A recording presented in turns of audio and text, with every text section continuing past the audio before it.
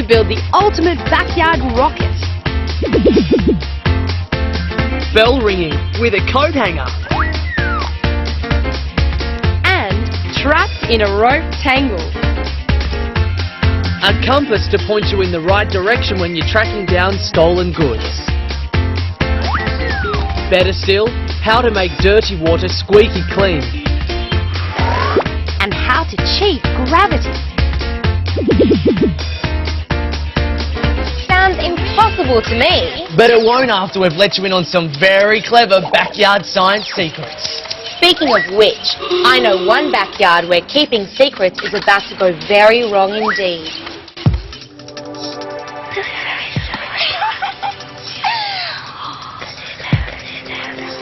You can't beat hanging out with your best friend and sharing secrets. Ty and I tell each other everything. It's all contained in my secret diary. I keep it locked up and safe from prying eyes. Speaking of prying eyes, that's Daniela. She's always hanging around and getting in our way. Good riddance. Now we can enjoy ourselves.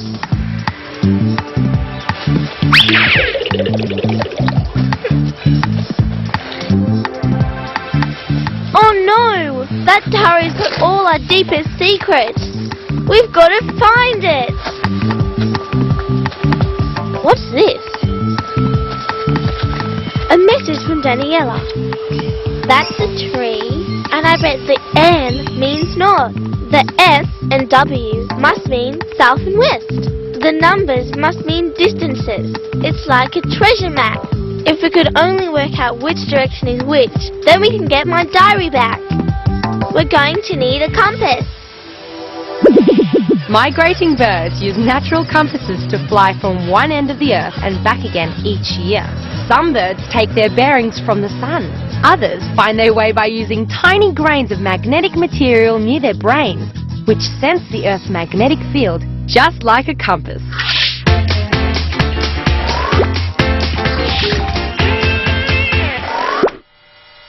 Everyone knows when it comes to food, boys are bigger pigs than girls, right? Well, here's a race that will settle it once and for all. Blake the Bolter versus Margot the Muncher. Who can eat the most dry cereal in a minute? Okay, eaters. Mouths at the ready. Get set. And they're off. Blake's hoeing into it. Margot's pacing herself. I wonder who's going to end up the cereal chomping champion.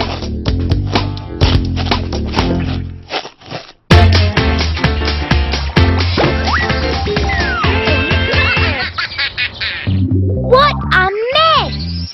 Someone's been playing with the salt and pepper, and they've mixed it all up together. Looks like the work of my kid brother. Mum will be furious if she sees this mess. I'll be here forever trying to separate it out. I need something that'll help me get out of hot water. I know! I'll need a plastic spoon and a woolen cloth. Give it a good rub. Now, when I hold it above the salt and pepper, watch what happens. The pepper jumps up. When you rub a plastic spoon on the woolen cloth, some of the negatively charged electrons in the cloth jump onto the spoon. The spoon gets a negative charge. The positively charged pepper is attracted to the negatively charged spoon.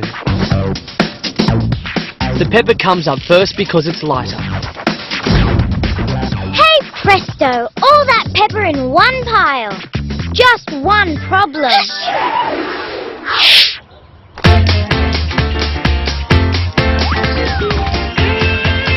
Whoops! That pepper went in all directions. I think that's what's going to happen to Sophie and Ty too if they don't get their bearings on that missing diary pretty soon. I'm a genius. I've just remembered a way to make a compass. Draw a circle on a piece of paper. Mark the compass points north, south, east and west. Pour some water into a bowl on top of the compass. Next, take a needle and wrap it across the magnet lots of times. Push the needle through a small piece of cork and pop it in the water. And look what happens! The tip of the needle moves around until it points to the magnetic north. Stroking the needle on the magnet turns the needle itself into a magnet. Because the needle is then magnetized, it'll behave like any other magnet does. The Earth is one big magnet. Its magnetic field is so large that we're always in it, which is why a compass always points north. If I turn the piece of paper till the north arrow lines up with the point of the needle, my compass is ready.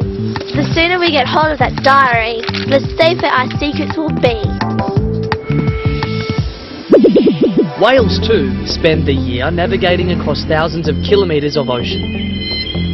Some whales navigate by making sounds that bounce off underwater landmarks. They build up a map inside their brains that helps them stop running aground. Like migrating birds, many whales also find their way using an inbuilt compass in their brains that senses the Earth's magnetic field and keeps them on course.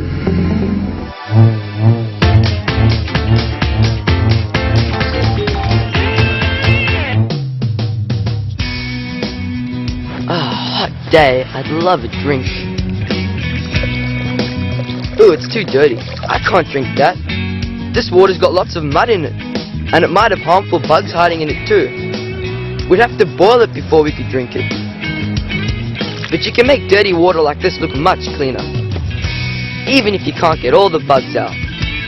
The way to get dirt out is to filter it. I'll show you an easy way to make a filter that works. First, I put a small hole in the bottom of a plastic container.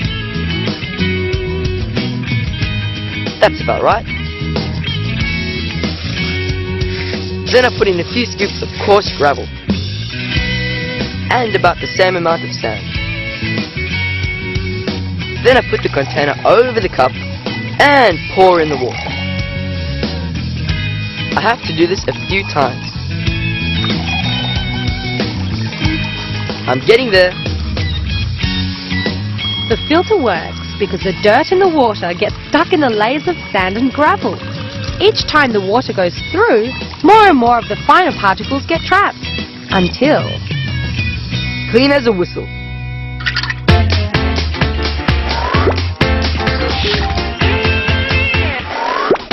The race to see who can eat the most cereal in 1 minute is in the home stretch. It's neck and neck. Blake's putting in a huge effort. Margot's looking really relaxed. Aha! She's got a secret weapon. Water. We need lots of saliva to chew and digest food. That dry cereal absorbs all the saliva in our mouths. Without water, there's no way Blake can swallow. They're running out of time. Blake's struggling. And the official result, Margot's the winner! Proving that boys might be greedier, but they're not always smarter.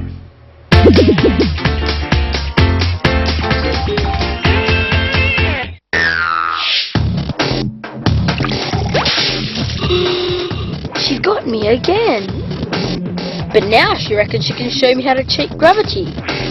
All I have to do is fill a bucket to about a quarter full and then spin it around. When the bucket swings in a circle, the force drives the water against the bottom so hard that it overcomes gravity, which would normally make it spill out. This is known as centrifugal force, the same force that keeps you in your seat on a roller coaster.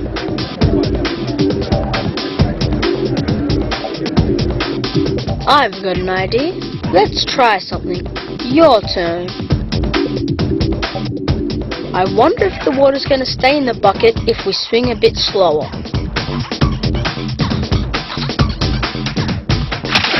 I guess not.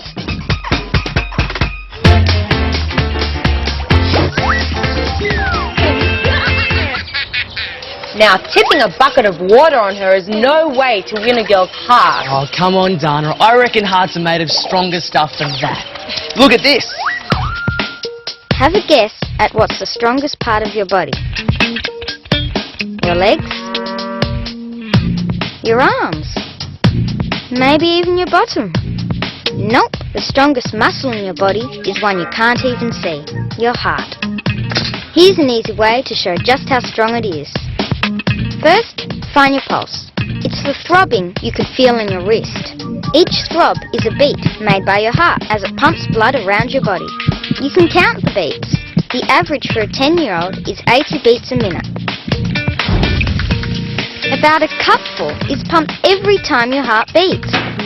How about trying to do that 80 times a minute?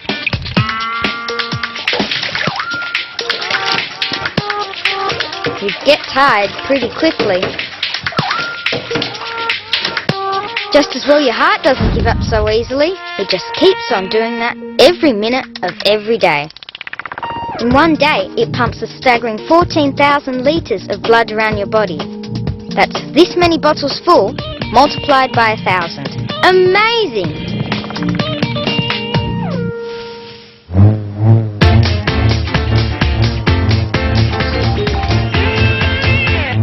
Oh, what a day. My precious diary snatched by pesky Daniela.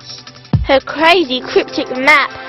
Finally, my amazing cork compass to the rescue. Now, let's get that diary back in safe hands.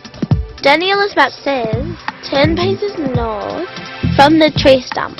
According to my floating cork compass, north is over there.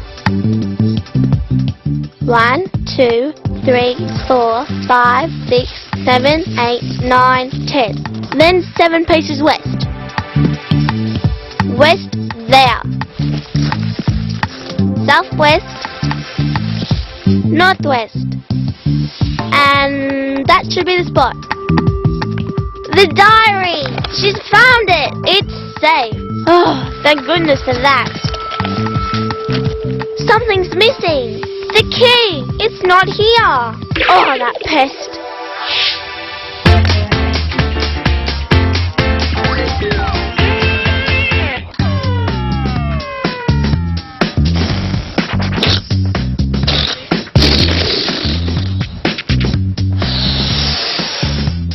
Three, 2, 1, lift off!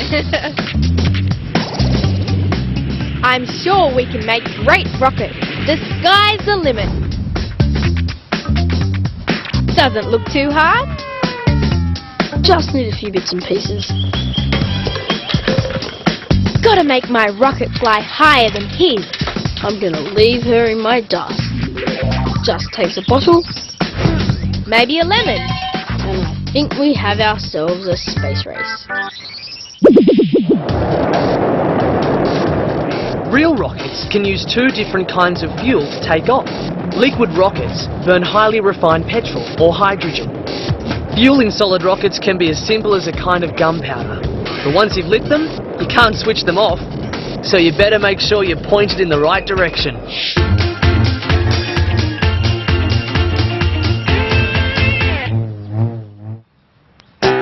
This rope puzzle is 250 years old. We've each got a rope tied between our wrists and they're linked through each other. The puzzle is, how do we get free? I thought you said this was gonna be fun. I can't believe I'm stuck here with you all day. This would be fun if you stopped squirming and started helping me solve this. Stop pulling. You stop. Well, that's certainly not going to work. What about if I step over and through and around and... oh man. This is tougher than I thought. We're never going to solve this puzzle.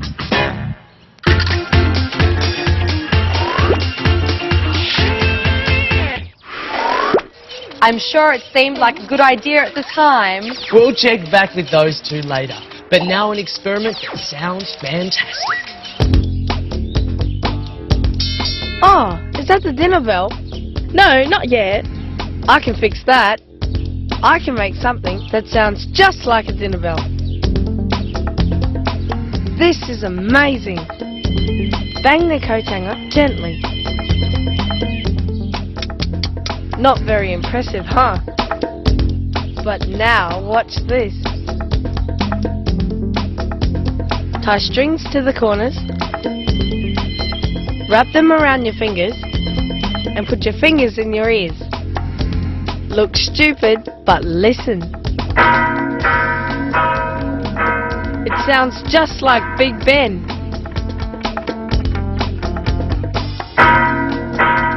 Not bad, eh? It works because sound is carried by vibrating particles. When the vibration travels through the air, the particles are far apart and the sound isn't that loud. But the particles in a solid like string are packed close together. The vibration whizzes straight up to your ear and sounds much louder. Very clever, but now you're late for dinner.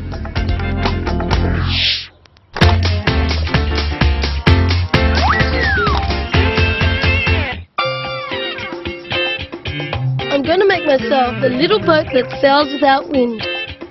Just cut out the shape from cardboard.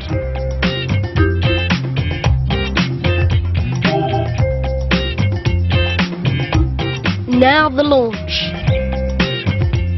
See? No wind, no move. But watch what happens when I put a bit of detergent in the fuel tank.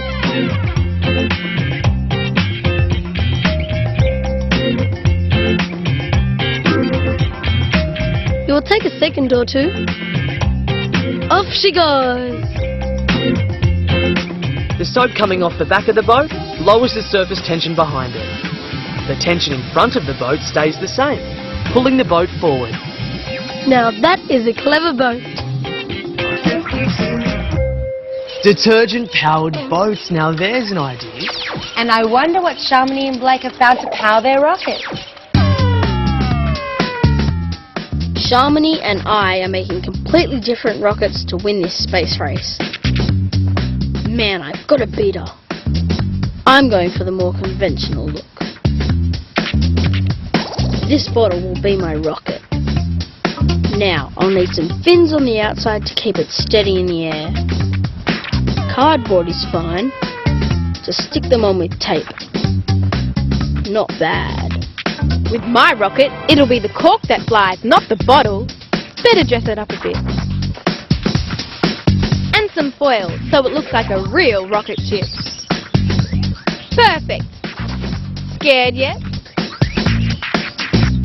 You will be once I get the power happening inside the bottle. I'm way ahead of her. I'm going for the awesome power of compressed air. I've attached a foot pump to a cork with a small hole through the middle. Now, just jam the cork in the base and I'm ready to go. You'll be left in my space dust. The chemical reaction in my bottle will blow my cork and Blake away. A little bit of lemon juice, a little bit of water, mix them up, and the secret ingredient, baking powder. When I drop in a scoop of that, stand back. It should be time for liftoff. There's only one way to know whose design is best. It's off to the launch pad for a rocket ship showdown.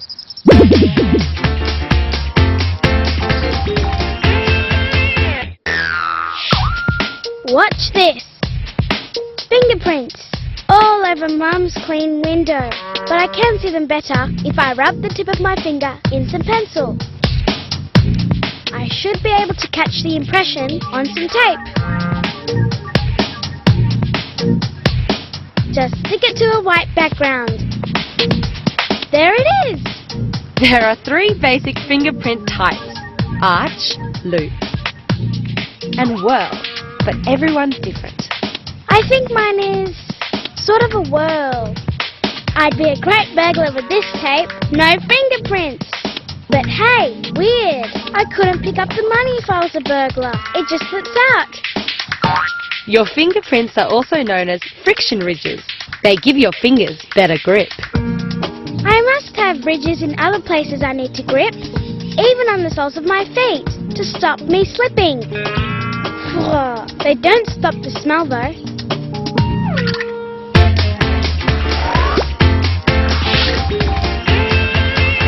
Daniela is trying to find the strongest food in the kitchen. It's not spaghetti. Grapes, not even close. It's not biscuits either. Potato, you're kidding. Chocolate, no thanks. It's an egg.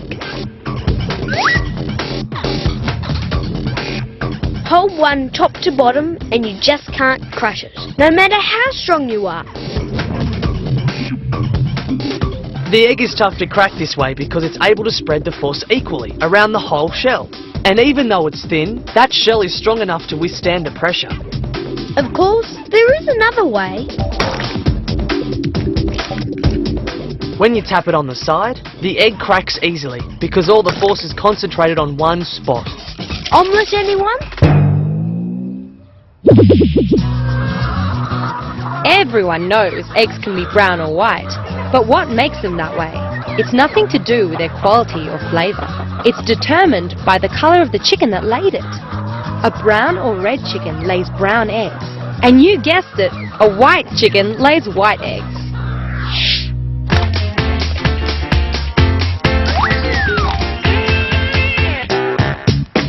Now these rope tricks are more about brains than brawn. We've got to think our way out. Well, we can't get the rope to pass through itself, so the only weak spot must be at the wrists. That's not it. But I think we're on the right track. One of us has to get an arm out of this loop. So, if I slide this through, then you can wiggle your hand and pull it through. We did it! We solved the puzzle! Well done, they're free. Now it's all systems go for takeoff in the backyard space race. Nothing can beat lemon power. Air pressure will rule the skies. You're going down. Nope, I'm going up, way up. Got my mask to protect me from chemicals? Everything is ready for liftoff. T-minus 10, In goes the baking soda. 9, Start pumping in the air. 8, Jam in the cork. 7, The pressure's building up. 6, Give it a good shake. 5, It's getting close. 4, It's fizzing up. 3, 2, 1, 0, liftoff. I'm off first. Look at it go. Lemon fizz rules. Look how high I went. He'll never beat that. Uh-oh, Houston, we might have a problem here. Come on, little rocket, you've got to win. Blast off! It's flying! How'd you like that one? I think we have our winner. By a galaxy. More like a centimetre. But that was great. I'm ready for another mission. The baking soda and the lemon juice react with each other. They produce lots of carbon dioxide gas. It builds up and builds up and builds up until it blows the cork right out.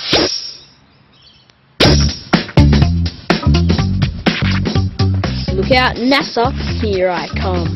By pumping in more and more air, the pressure inside builds and builds until it blows the cork right out and the bottle heads for the stars. Well done, fellow astronaut. We're both stars. You know, I thought your lemon power would be a real fizzer. And I thought you were just a windbag. I wonder if there's a prize for the first plastic bottle into orbit. Maybe the first pork on the moon. Well, it's time for us to blast off too. Thanks for watching. We'll see you next time on Backyard Science.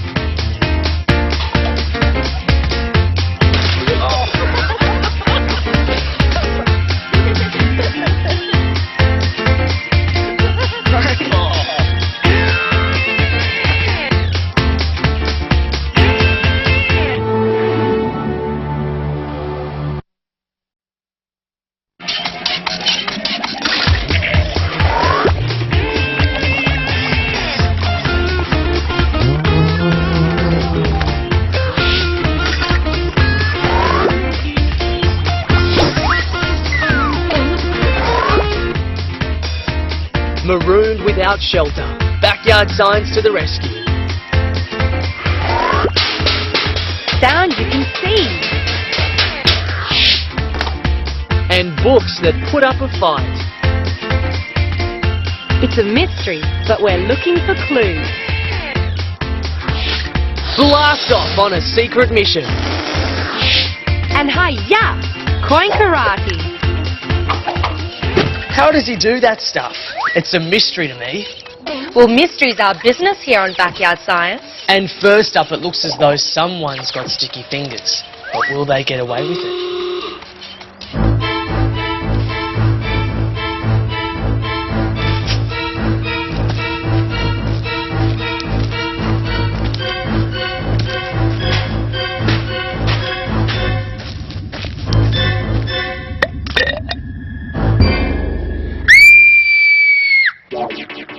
That was my last cookie! I've got to get to the bottom of this. Could it have been him? Or her? Or him? I'm gonna have to solve this mystery. And I've found the thief's first mistake. A hair. Well, it's a clue, but I think to track down this culprit, she'll really have to be a super sleuth. Next up, Richard showing he's got super speed.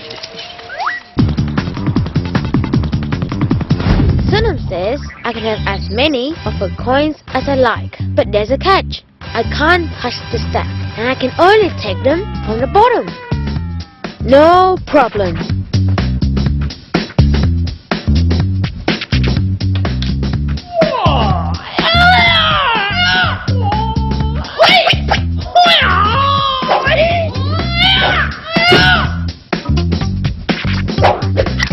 Zaha! I am the master. Objects need a force to get them moving, otherwise they stay in the same place. It's known as inertia. Because he's only hitting the bottom coin, inertia keeps the others still. So, wanna lose any more points? No, but you've got to give me a chance to win them back. 2 people can use inertia.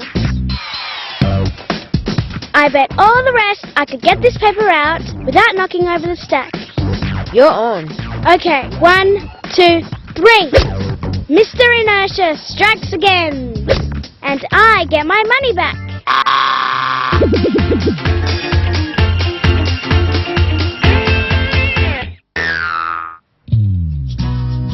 I'm planting some new seeds. I hope they grow. Now for some water. Oh no, the head's missing from the watering can.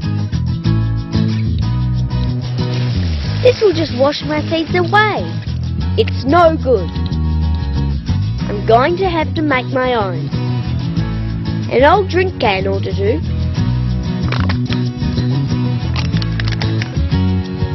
I'll just make 4 holes around the base.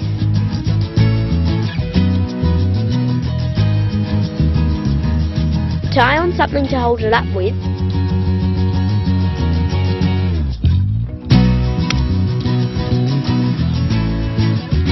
And I'll fill it up with water.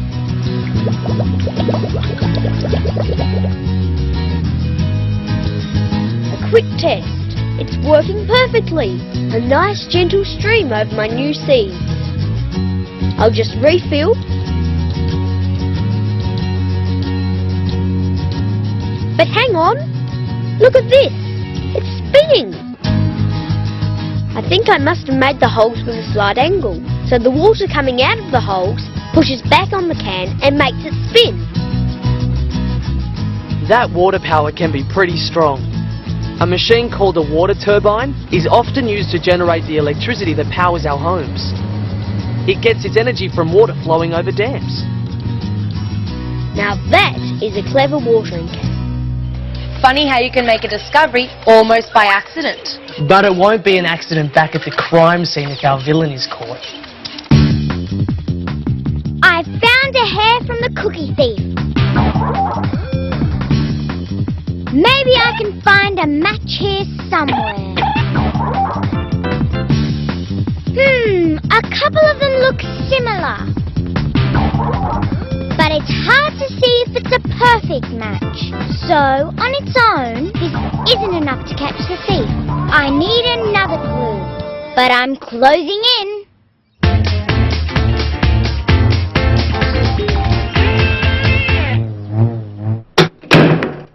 Margot's been grounded again, and she's serving time up in her bedroom. I really need to get a message to her, but if I shout, her mum's gonna catch me. But I've got an idea for a rocket-powered delivery. Better get started. I'm gonna need a balloon, some scissors, and sticky tape, a drinking straw, a piece of paper, and Margot's found some string in her room. She's tied on her end. Now I'll thread the string through the straw. I'm gonna need every bit of puff I've got to reach that window. Tricky, taping the balloon to the straw. Now it's ready for launch. 3, 2, 1. We have liftoff. Hey, the rocket has landed. The balloon works as a simple rocket. The air is squeezed inside the balloon at high pressure. When you let the nozzle go, it all rushes out, pushing the balloon forward, and in this case, upward.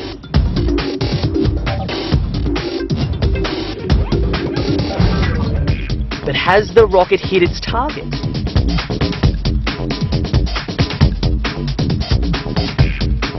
Oh man, looks like I've unearthed an alien species. Next time, I'll stick to my own kind. That balloon only needed enough power to reach a window. But imagine how much power the space shuttle uses. In the first 2 minutes after liftoff, it climbs to 45 kilometers above the Earth and a speed of 5,000 kilometers an hour. In those first 2 minutes, it burns so much fuel it weighs half of what it did before takeoff. It reaches orbit in just 8.5 minutes.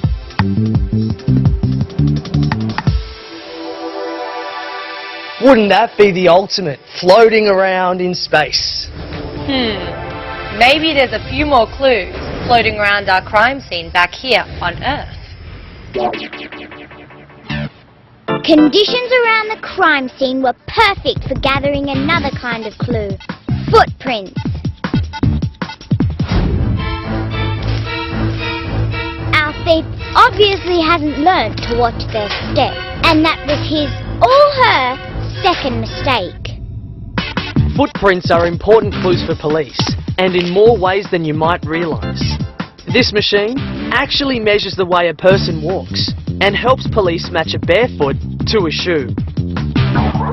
Shoes are different sizes with different soles. It should be possible to make a match. Let me see. There doesn't seem to be a match. Maybe the thief changed shoes. My search for clues goes on.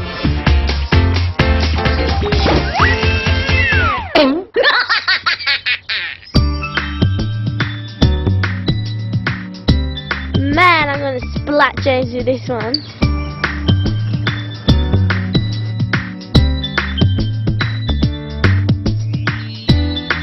Think quick. Wow, he's fast. But I wonder if I'm faster. I think I know a way to find out for sure, without getting wet. I'll turn this ruler into a measuring stick. That way there'll be no argument. I'll wrap it in paper and colour it in. At the bottom of the stick, red shows a fast reaction time, yellow for medium, and green for slow. Now to put him to the test. The quicker his reaction, the quicker he'll catch it. Now for the moment of truth. Got it. Red, right at the bottom. That's the fastest. Now it's my turn. Green, that's slow. He's won. She won't speed test me again in a hurry.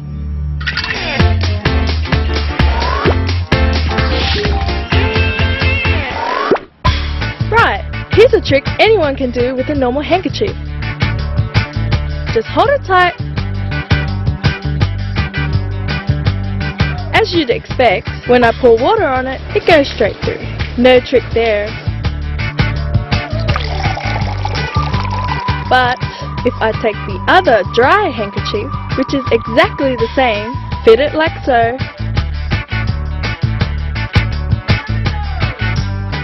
and pour.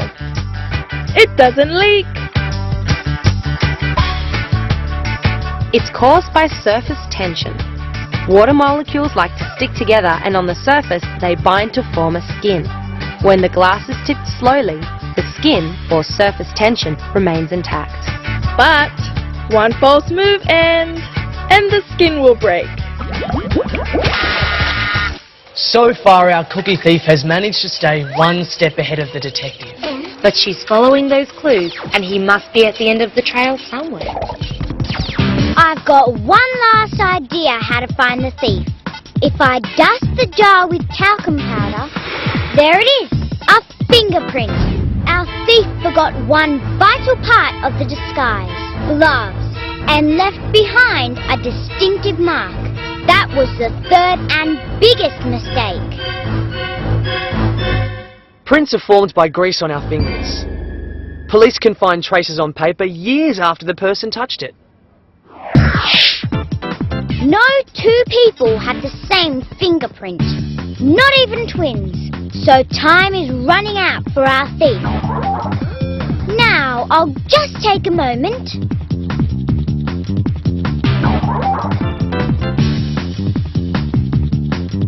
There's no match. I don't understand. Over here.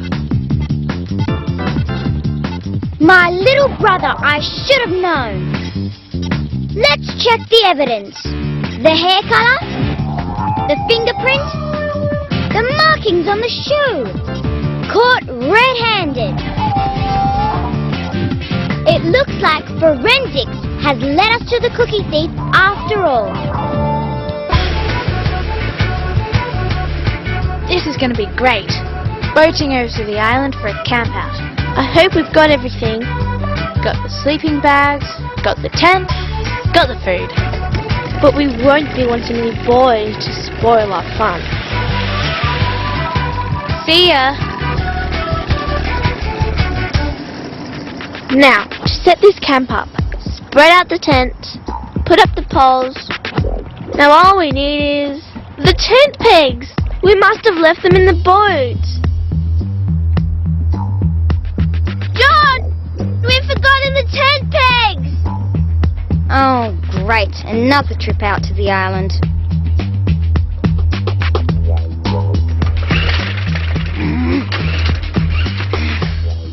What's she playing at?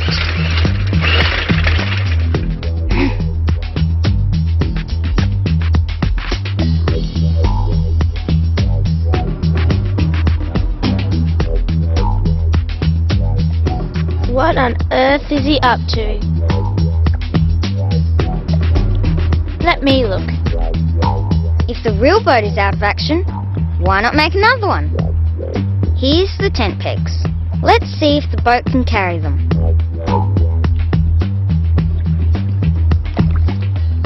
He cannot be serious. Perfect. It floats. Now, all I have to do is get it over to the island. Oh, brother. Boats come in more shapes and sizes than you can imagine. Aircraft carriers can be more than 300 meters long and weigh nearly 100,000 tons. And others, like this bat boat, hardly weigh anything and don't seem to spend too much time in the water at all. John's got a long way to go before he builds something like that. But we'll keep an eye on it. Actually, you better make that 2 eyes. Concentrate, concentrate. Oh, okay, try again. What on earth is she up to? She's been at it for hours. Got it at last. What's got you so excited? I just touched that spot using only one eye. You Don't try if you think it's so easy. All you have to do is cover one eye and touch the dot on the paper. I think you're in for a surprise.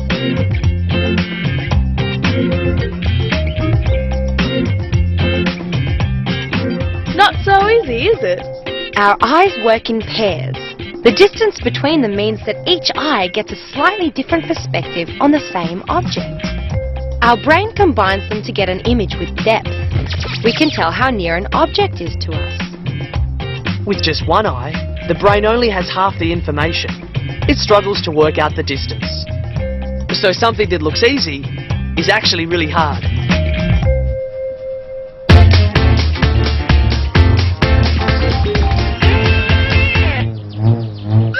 Ever wanted to see sound? I'll show you. But it'll drive adults crazy. Take a round tin and cover it with plastic. Use a rubber band to make sure it's tight. Then sprinkle some brown sugar on top. Now the fun part. When I hit the tray, it vibrates, and that starts the air vibrating too. That forms sound waves, which scatter everywhere, making the sugar dance. The closer I am, the higher they jump. Other sound waves reach your eardrum, and they vibrate too, and we hear those vibrations as noise. No wonder Mum hates that trick. I think she made her point loud and clear. I hear that, and I also hear John's working on a grand plan to get those tent pegs across to the island. I wish you'd hurry up. Well, this is starting to look a bit more like a boat, but I'm going to need an engine to get it across there. What's he up to now? I hate it when people litter. Probably the guy on the jet ski. A water jet. There's an idea. Maybe I can make a water jet with this rubbish.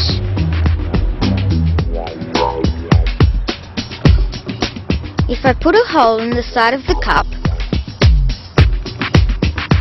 stick in the straw, and seal it up with plasticine. And another one through the back of the boat. And slide the straw through and seal that up too. There, it's done. The water should push out the back. It's working! Now for a test run. Hey, not bad. It's going. But she's pretty slow, and I think the tank's a bit small. I reckon I can make an even better one. We're never gonna get the tent up.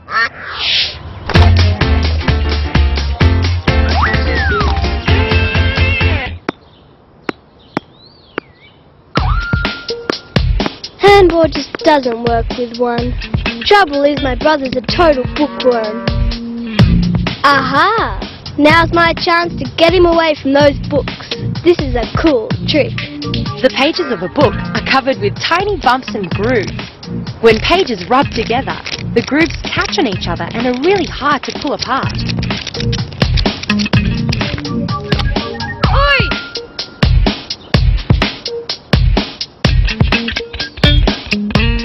It's called friction, and it's more powerful than you think.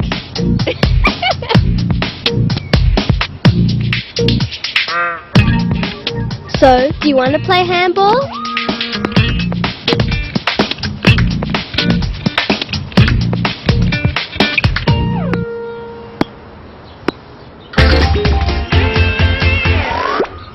I've got a sensational trick. I'm going to get this egg into the other cup without touching it. No hands. Here I go. 1, 2, 2.5, 3.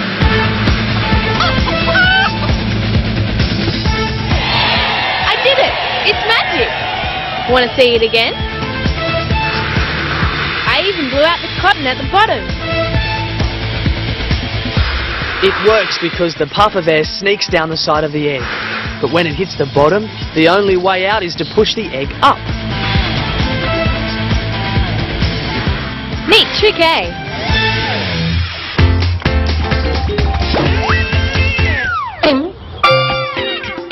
Must be a hard life being a duck. What? All they do is drift around all day. No way, they're always fighting upstream and getting dragged back downstream. I'll prove it to you. He's gone quackers. Sticks, stopwatch, tape measure. I've got everything I need. First, a starting line. Then, our finishing position will be 1 meter downstream.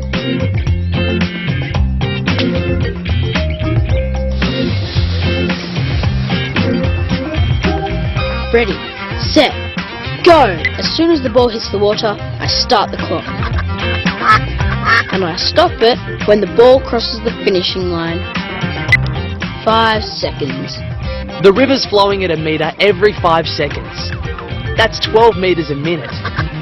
So if that duck stops paddling, in 10 minutes he'll have floated, let's see, 10 times 12 metres. That's 120 metres downstream. You know, it must be a tough life being a duck. Take a guess which is the longest river in the world. It's the Nile, which is 6,825 kilometres long and runs all the way from Central Africa to Egypt on the Mediterranean Sea. If you guessed the Amazon in South America, you weren't far off. It's just 400 kilometres shorter. But the Amazon is a much bigger river. In fact, it carries 1/5 of all the world's fresh water. It's a good thing John doesn't have to deal with a river the size of the Amazon.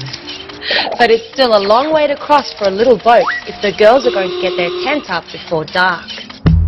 My water jet didn't work. I need another sort of engine. Maybe there's something I can use in the boat. There are plenty of smart ways to move across water. Hovercraft use propellers in an unusual way, blowing air out the back to push themselves. And for a more leisurely pace, riverboats still chug along with paddles. I've got another idea. Looks like Captain Marble's back in business. Gotta give him points for trying. This milk carton is nice and waterproof. I can make paddle blades out of it.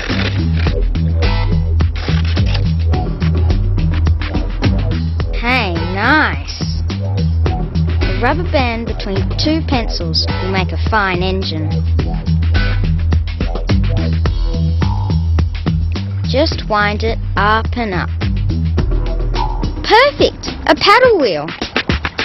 She's gonna need a lot of winds to get across there. Looks like he's gonna try again. Okay, little paddle boat, good luck. Away she goes. Something's coming across. Look at it go! Just like a real paddle steamer. I hope the band has enough turns. Maybe.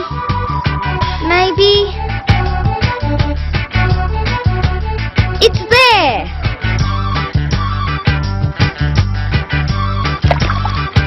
You've done it, John. You legend. We've got the tent pegs. Just call me John the Boat Builder. Well done, John. Now all you have to do is fix the real boat so you can pick them up in the morning. We can't hang around till then. So we'll see you high and dry next time on Backyard Science.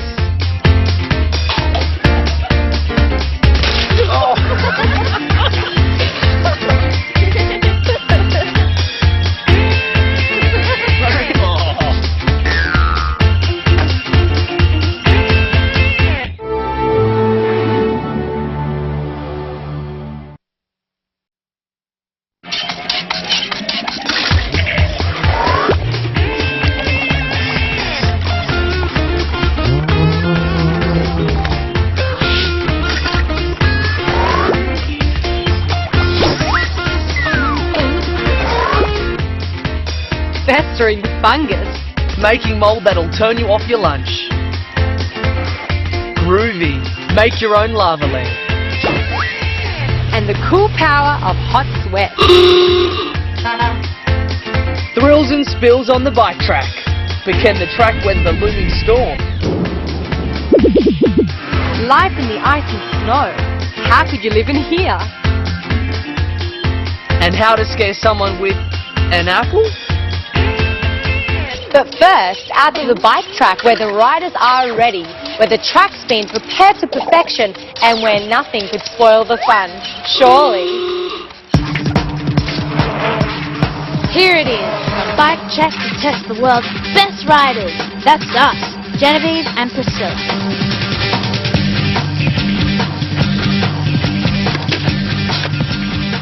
The course designers, that's us again, have spent weeks laying out the track, turning Turkey Flat into Mayhem Mountain. And we're pretty proud of our work.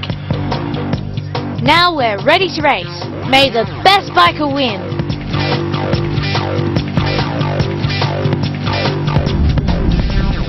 What was that?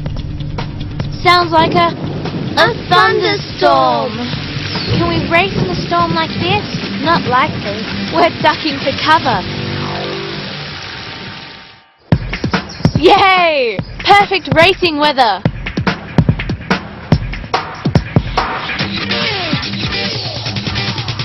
Oh no, Priscilla's pulling away from me. Ah! Ow! What a fall. What's happened to our track? There used to be a safety slope there. So where is it now? Ah, hang on a minute. All down our slope there are little gullies, and I think I know what made them. Looks like Priscilla and I have some work to do.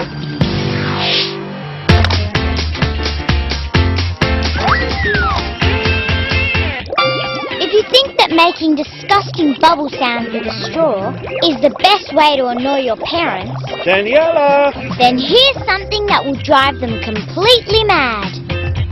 Take a plastic straw and flatten one end with your fingers. The flatter the better. Then cut the flattened end into a point. Flatten it out again. Use your mouth to bite it flat if necessary. Now open the flattened end slightly, take a deep breath and blow. If you're a bit small like me, then it might be a bit hard as your lungs are small. But keep trying. If nothing is happening, then yep, you've guessed it. Flatten it out again. When you blow through the pointed end, it forces the two ends to vibrate very fast against each other and create the duck-like sounds. Cutting the straw varies the pitch of the noise with very satisfying results. If all goes according to plan, you should be able to make lots of silly noises. And that is guaranteed to drive your parents nuts. Daniela!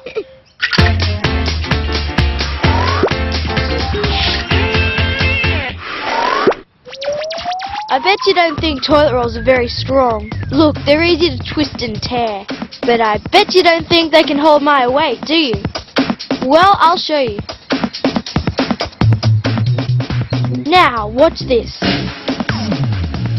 Carefully. Yay! Told you! Each toilet roll is a cylinder, a shape that shares any weight that's put on top. So the cylinder is a lot stronger than it looks. Which is why you see cylinders in lots of building structures.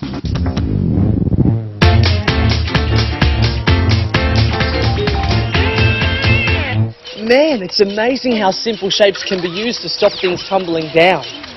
Wish we could say the same for our bike track out at Mayhem Mountain. These are the slopes of Mayhem Mountain before the big thunderstorm. Now, they're gone. So what happened? We've got to find out before we rebuild, and I think the rain was to blame. First, we've got to find out why the steep slope washed away. Let's do a bit of detective work. We'll find out how slopes cope in a rainstorm. I'll just take a baking tray full of soil and prop it up, and we make the other one a little steeper. Now for some rain. The same amount on each tray. 1, 2, 3, 1, 2, 3.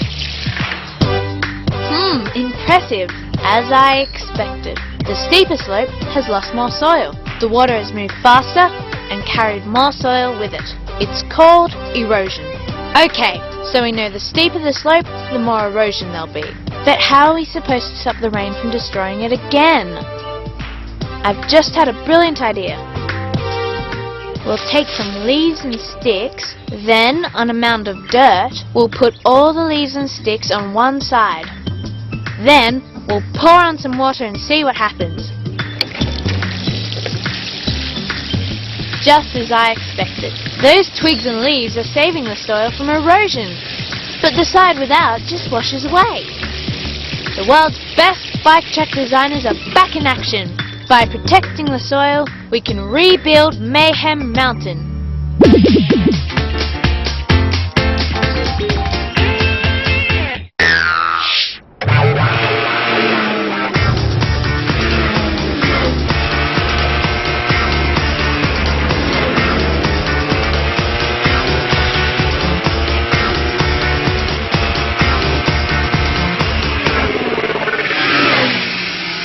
One of the really cool things about having a snowfield for your backyard is that you can go exploring. Look at this! Someone's made an igloo! Wonder if a fisherman built it. I wonder what it's like in there. Let's take a peek.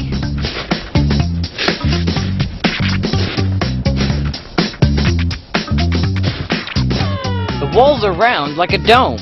That's how the snow stays up. Each part of the curve shows the weight of the snow above it.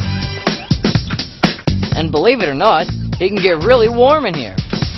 That's because ice and snow are good insulators. They keep the heat trapped inside. Man, it's too hot in here. Let's go find something else to explore.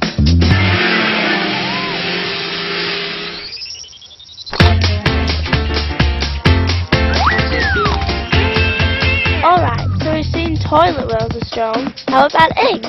Yep, eggs are strong too. Have a look. No, not like that. It may be messy, but you need to cut each egg in half. A piece of masking tape around the middle makes it easier.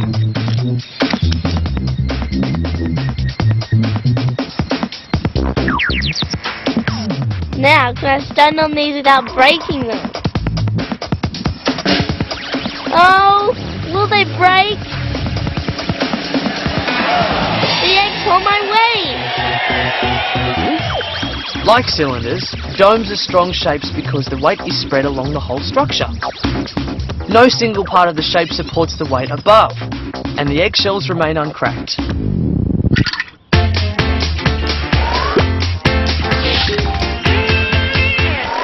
Wow, Sophie was brave standing on those eggs. Yep, our Sophie's pretty daring. But I wonder if she'll be happy about what John has in store for her. Everyone knows that apples are a healthy, tasty snack. But I'm going to make a bad apple that'll scare anyone off fruit. It's easy to make. Just peel an apple,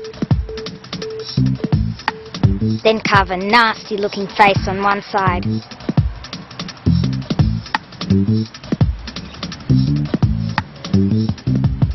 Done! Now to dry him. A bowl of water and a lot of salt is all it takes. Stir all in until it dissolves.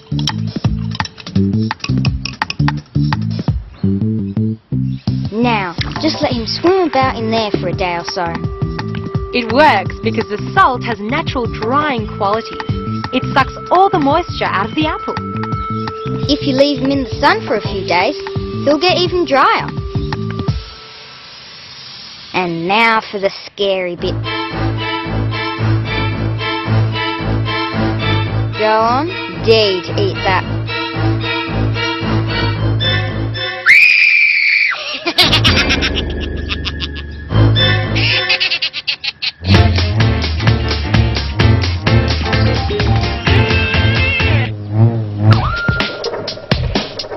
Anyone can spin a coin, but how do you make it go round and round without touching it with your hands? Put the coin into a balloon, then blow up the balloon and tie off the end. Then, hold the balloon with the hand at each end. Move the balloon in a circular motion in front of you. Once you have the coin spinning, you can stop moving the balloon and the coin will carry on going round.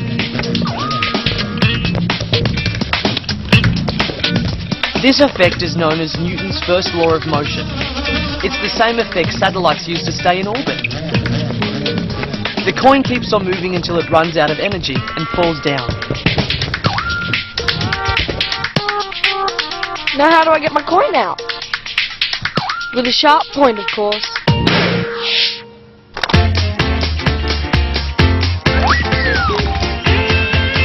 I've always wondered how satellites manage to stay in orbit without falling to Earth. Yeah, and well, I'm wondering if Priscilla and Genevieve are still in a spin at the bike track. Our crusade to save Mayhem Mountain begins.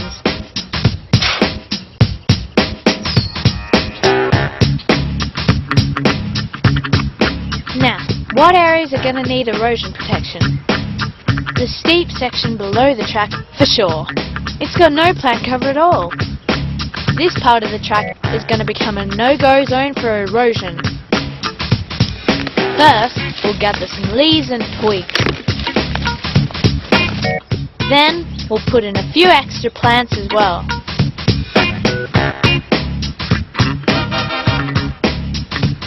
Hey! Not only the world's best bike track designers, but world-famous landscape gardeners as well. Mayhem Mountain has never looked so good. Now we're all set for some racing.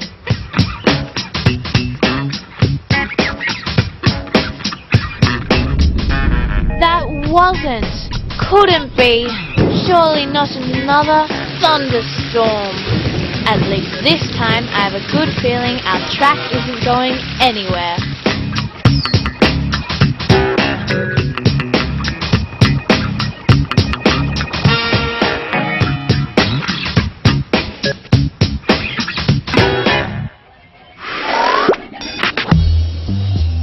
Here we go, Lucas. Just move my bag over, would you? Oh, this reeks. What on earth is that smell?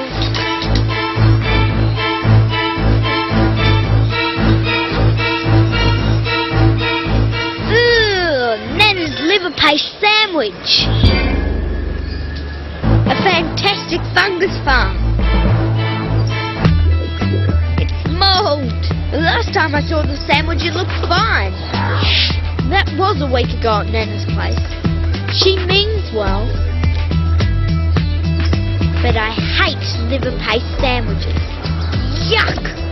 So while Nana wasn't looking, I've got an idea. Back in a moment.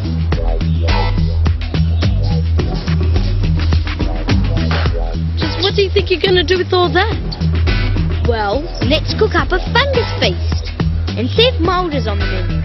And you can be the chief taster. Huh?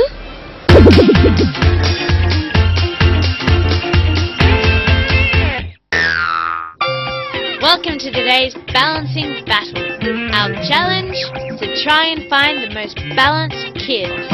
Simple test, knock down the lipstick using nothing more than your nose. First up is Alex. Lipstick at his fingertips, arms behind his back. He bends, he leans, he's over.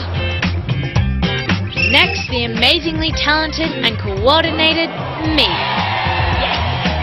What smooth action, a clear victory. But no matter how many times Alex tries, he will not win. That's because he has more weight in the top part of his body than the bottom. Some people have the larger part of their weight in the lower part of their body. When kneeling, they can shift their weight forward more and reach the lipstick without falling down. So nature and skill meant I was destined to win. It's all down to body shape.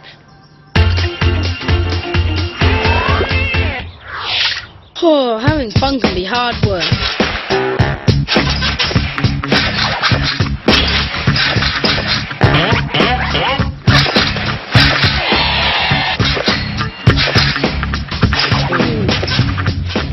Phew, I'm really hot and sweaty.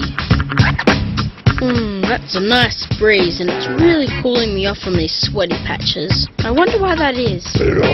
Thanks, Dad. Maybe it's the sweat that's cooling me down. It's pretty stinky down there. But if I'm right, sweat's really useful stuff. Time to put it to the test. A really sweaty sock should do the trick. Better not drink that now. Just wring it out to a comfortable sweat level. That should do it. One soaked sock. That should cool me down. And a dry one. If I'm right, one that will stay hot. And now for the breeze. And put my feet up. Let's take a closer look at what is really happening. As the fan blows, the water in the damp sock evaporates and carries heat energy away with it.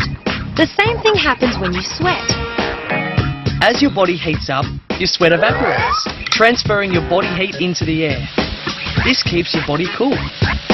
So heat can make you cool, especially when there's a breeze.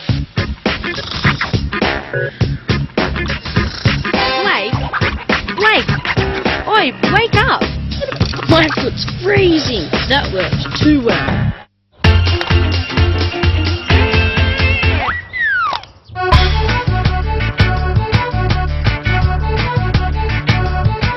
Time to liven things up. Who's in for a drink? Okay. 4 lemonades, please.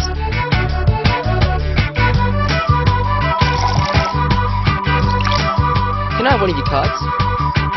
I know a special trick.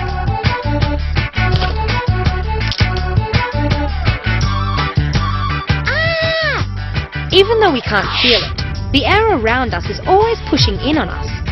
It's called air pressure. That pressure pushes up harder on the card than the lemonade pushes down. So the drink stays put. This'll wake the girls up. Oh, look! Cool! Here we go. Lemonades all round. Just what we needed. Thanks, Boulay. Well done, Boulay. That's a card trick I've never seen before. And something I'm not sure I want to see again is Joseph's mould meal. Seems that things might be getting a bit out of hand at Slime Central. Let's see if it grows on us. I want to give Lucas a meal he'll never forget. But what ingredients have I got? 2 slices of bread for starters. Just peachy. Plain yogurt. A can of baked beans. Alright, make yourself useful. We're going to create a few dishes and see which ones mould likes the best. First up on the menu of disgusting delights is peaches, an old favourite. Easy queasy. Cover it with plastic and it's done. Okay, I'm getting the hang of this.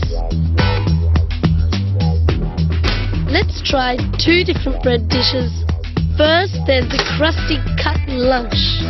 We'll see if mould takes a hold here. Now for the spit sandwich. Just take a slice of bread and add a little bit of this. Bob's your uncle. Next up, we have the house special beans. Very easy to prepare. And I guess we'll need some dessert too. Yogurt. Sweet and simple. And as with all today's dishes, we just leave them outside. Hopefully by this time next week, these dishes will be really on the turn.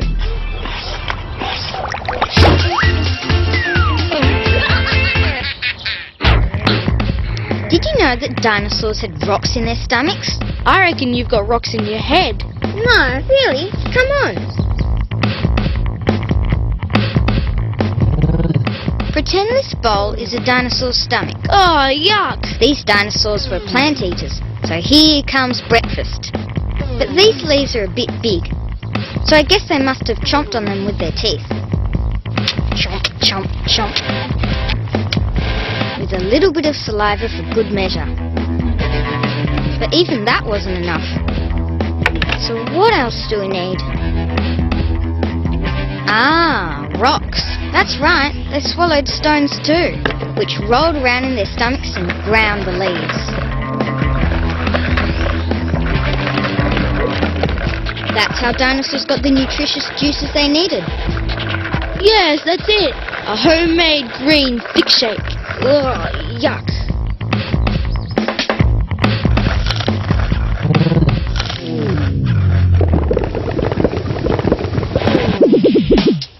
And eating rocks didn't die out in the Stone Age either.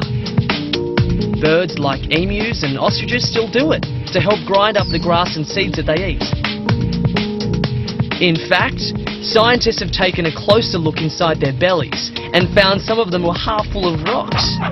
That's a pretty big case of indigestion.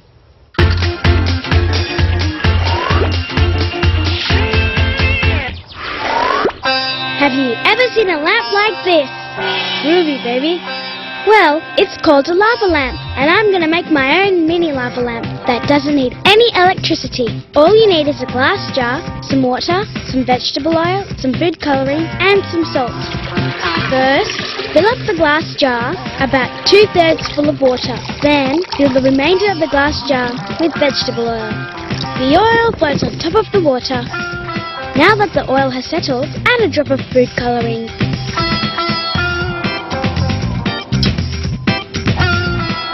Now for the salt. Shake a bit of salt on top of the oil and watch closely. Cool! A mini lava lamp! To keep the bubbles going, all you need to do is add more salt. The salt is heavier than the water, so it sinks to the bottom of the jar, carrying a little blob of oil with it. The salt then starts to dissolve and lets go a blob of oil, which floats back to the top. More salt, more bubbles. Cool! A groovy lava lamp. Another bright idea from the backyard science team. But it's not all good news on this show. We have to make one more visit to Joseph's disgusting diner. Hold on to your stomachs and prepare for the meal I hope you'll never see on your table. Welcome back to Joseph's foul food kitchen, where the dishes really go off. Mould is the name of the game here, but we need to take precautions, as mouldy food contains harmful bacteria. Remember how our dishes looked last week? I wonder what's happened in 7 days. Let's start with the beans.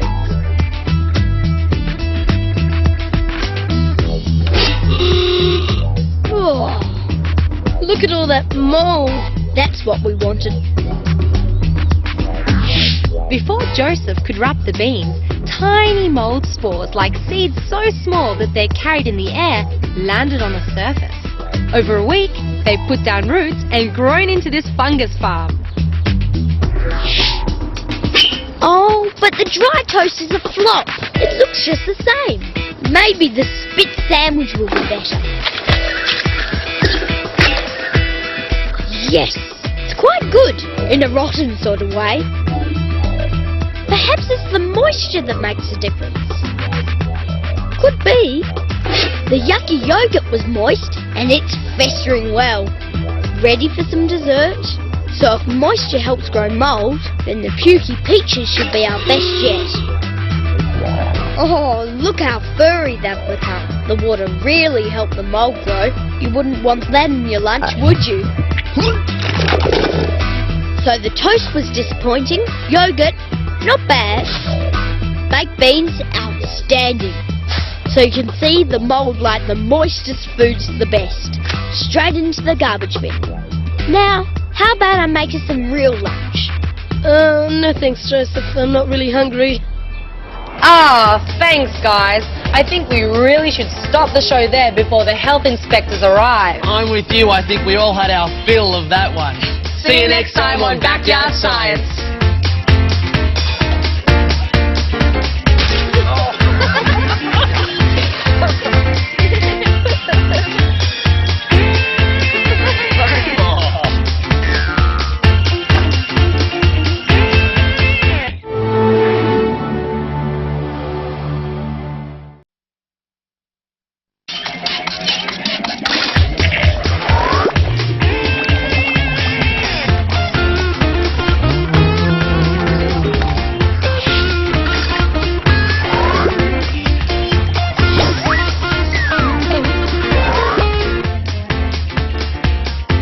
you dare. Our stunt team is on the loose. That'll get your heart racing. And look, no hands or paws. It's an oil slick. Backyard science to the rescue in Operation Cleanup. Can Joseph avoid a messy situation himself? And how to tell the difference between diet and regular soda. Yuck, that's got a sweat everywhere. But remember, this is backyard science. The show that loves getting messy. Maybe not with sticky cola. First up though, Lucas thinks today's going to be plain sailing. But one little slip up.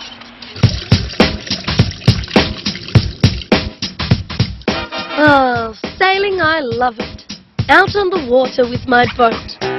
My brother better not be spilling that oil of his around my fish. Oh, you're ready for it now. Huh? Oh, the cooking oil. Oh, nice one, hotshot, an oil bar. Oh, look what he's done. We've got to figure out a way of cleaning up this water. Otherwise, my goldfish will die. Die, we're gonna die. Don't panic. I'm gonna go out there and punch him in the gills. Look at it. It's floating in gunky globs on the surface. Cleaning up this is going to be a nightmare. We need to find something that'll soak it up. I wonder if Dad's got anything in his shed. Yeah, hurry up, get a move on. Oil and water don't mix. When there's a spill, it can be a disaster for the environment. One of the worst happened in 1989, when a tanker called Exxon Valdez ran aground in Alaska. It spilled more than 11 million gallons of oil. It's estimated more than 250,000 birds and billions of fish were killed. Terrible, huh? It can take years for plants and animals to bounce back from something like that. Now Joseph has a new trick, but it looks like it might be headed for a messy end.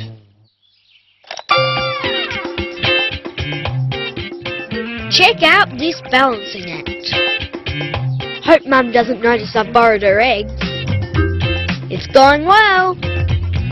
Oh man. Yuck!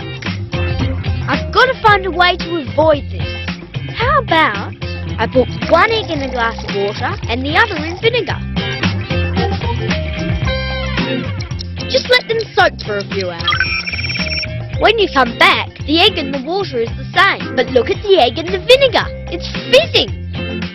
There's a chemical reaction going on. The acid in the vinegar is reacting with the egg's shell. Now, let's have another try.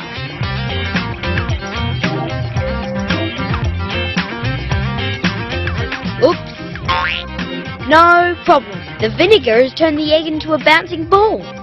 Now I can practice all I like and never have to clean up.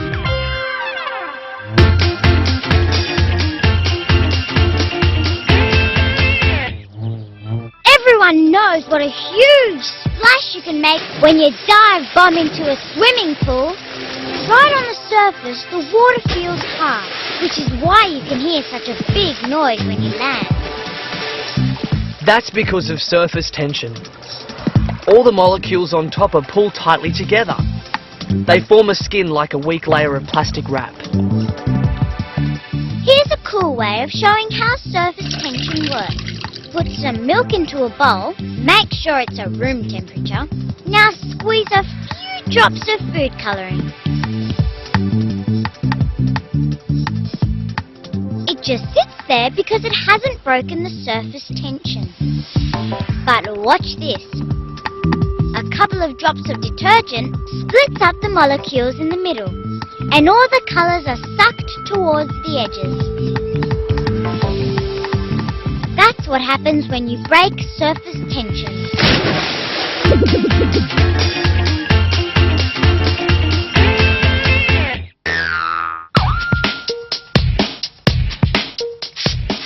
Spray bottles are amazing things. Wonder how they work. Oh, hope no one saw that.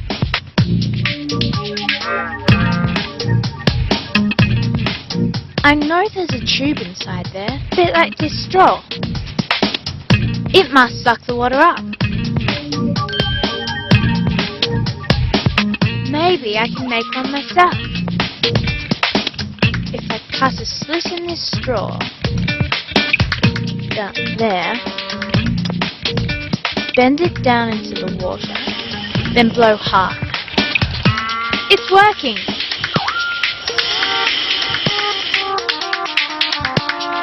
By blowing across the top, I must be sucking the water out the straw. Then it squirts out the front. No chance of hitting myself now. Oh, by the way, the straw's no good afterwards. Hey, don't even think about it, Dana. Now I wonder how they're getting on with that oiling Operation Cleanup.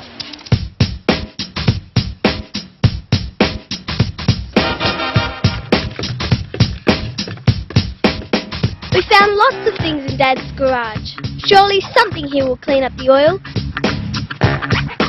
I wonder if this will work.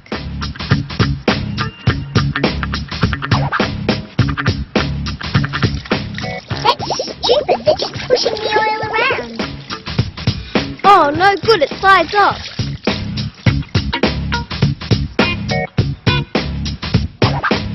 What about if we try and scoop it up with a piece of fly screen? Look out, they're back again. Now they're making it worse. It's slipping through. What a pair of sinners.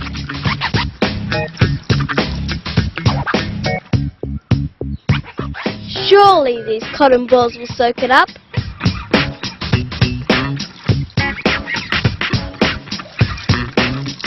Who are these guys kidding? The oil won't stick to the cotton. This oil is tricky stuff. What can we use to soak it up?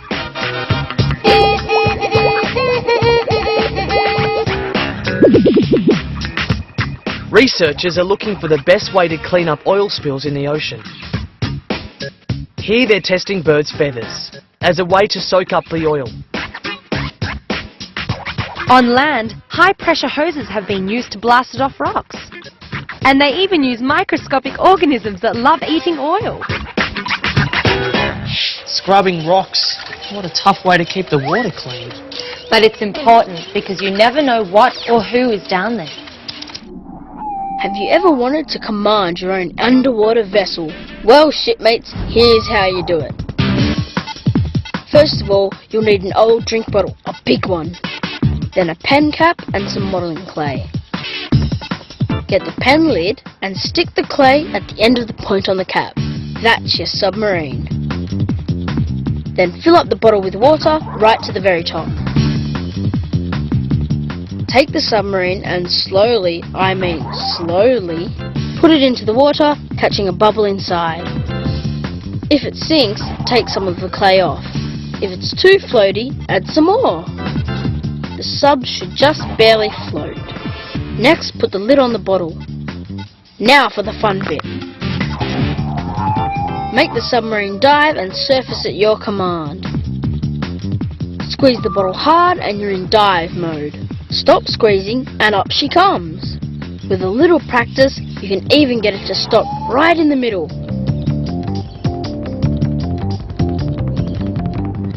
It works because when you squeeze the bottle, the bubble in the submarine gets squashed. That lets in more water, the sub gets heavier and it sinks. When you stop squeezing, the bubble gets bigger. The sub gets lighter and heads to the top. Fish use the same principle to float up and down in the water without much effort. They have a small gas-filled sac inside their bodies called a swim bladder. Unfortunately, people don't have one.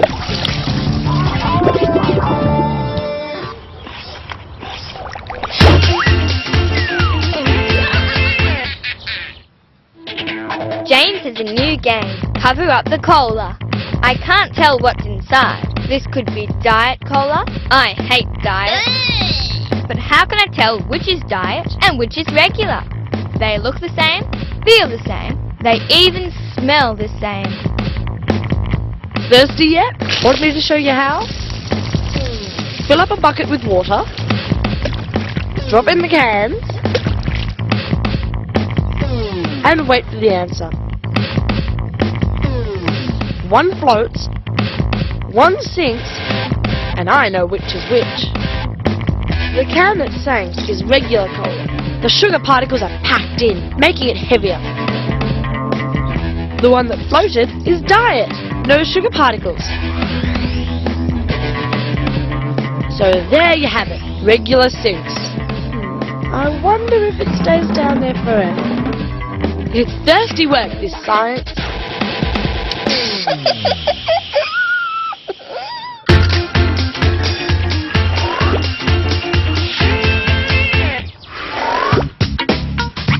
Okay, we've tried cardboard, fly screen and cotton wool, but nothing has worked. We can't soak up the oil in the fish tank. What about this? Mum's old stockings.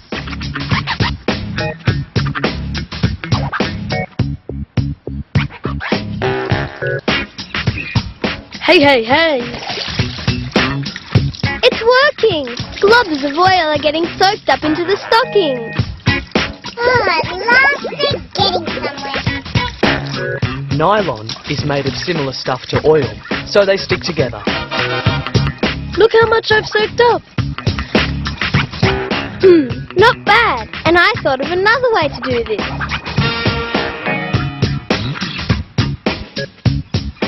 Oil and water don't mix. They just float on the surface. If we get a container, put some weight in the bottom, we should be able to skim the oil right off the top.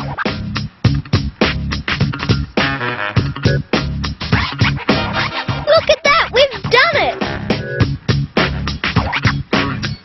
Whichever way we do it, at least my fish can eat again. Great, about time. Now get that big walrus away from us before he does it again.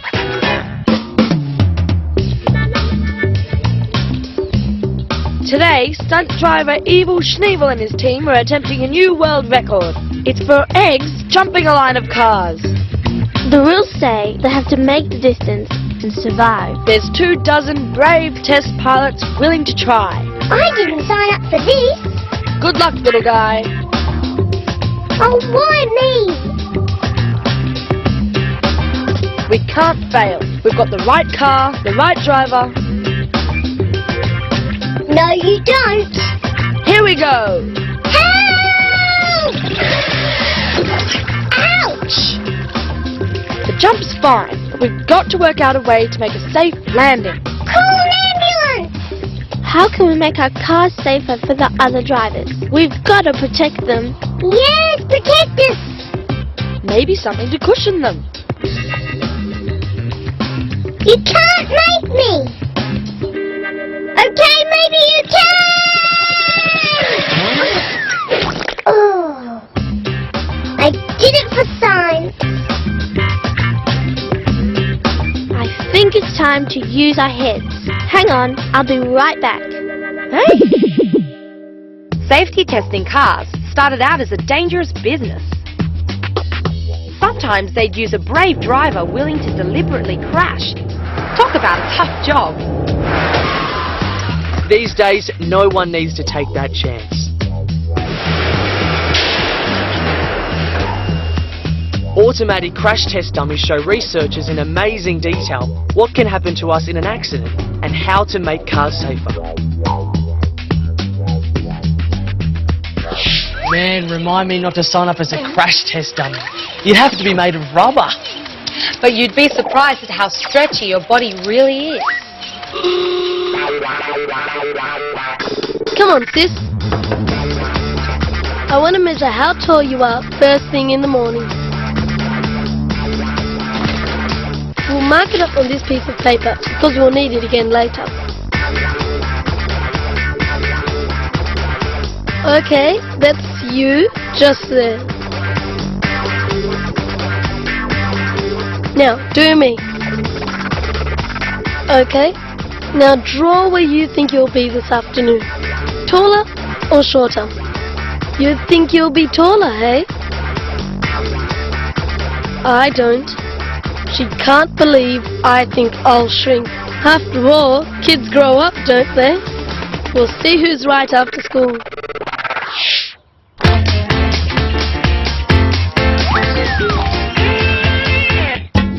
Mum's always buying white flowers, but I really prefer bright colours. I've got an idea to give them a bit of zing. If I put the flowers into glasses of water and add some food colouring, now I'll let nature do its work for an hour or two. It worked! Check out the change! No more boring white. It works because inside plants there are thin tubes, just like a straw. As water evaporates from the leaves and flowers, the tubes suck fresh water and the dye from the stem. I've got another idea that'll really blow our mind. What if I split the stem and put each half in a different colour? Talk about a split personality. Neat, eh? Now that's what I call a flower arrangement. How come you never give me flowers, Jason? Well, let me see. First of all, because... Okay. Let's see how our stunt drivers are getting on trying to save those poor eggs. I reckon we can save our egg test pilots a headache. Hey, mini helmets! Maybe if I put some cotton wool inside, it will soften the blow.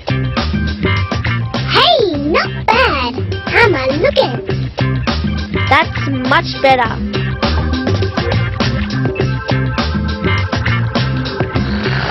Brilliant. Here we go, Helmet Man. Yeehaw! Ouch! His head's okay. Well, we forgot about his, well, other end. Got a band-aid? He must be bouncing around inside the car. What we need is something to keep him steady. Something like a car's seat belt. Now, this is more like it. This ought to stop him crashing forward into the steering wheel. Okay, he's all strapped in and helmeted up. Good luck, little guy. I hope this works.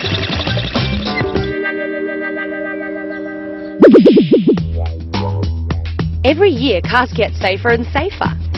But banging up a new car every time you want to check a new feature is expensive. So researchers are using computers more and more to find out the effects of a crash. They're even making computer models of what happens inside people to help car makers protect us more.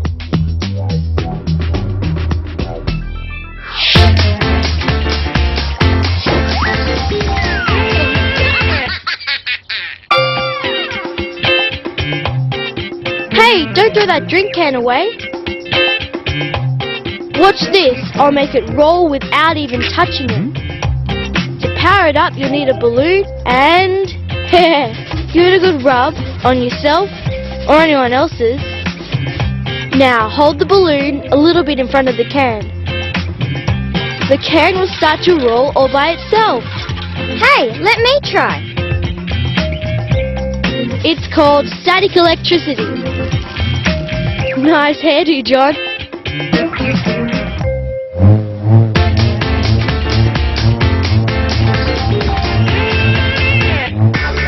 Okay, this is it, the big measuring moment. When we marked our heights this morning, Priscilla was this tall. But she thought she'd be a bit taller now. I, on the other hand, reckoned I've shrunk a bit. Well, let's find out. And I think you're in for a shock. You're shorter. You forgot one thing. Gravity. Everyone has a backbone, which is made up of smaller bones called vertebrae, stacked one on top of the other. At night, when we're asleep, we lie down and the vertebrae stretch out a little. But during the day, when we're standing up, gravity squeezes the bones together.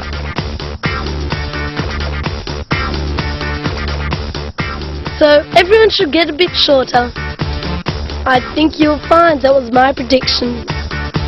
So, if you're going to try out for the basketball team, better see the coach first thing in the morning.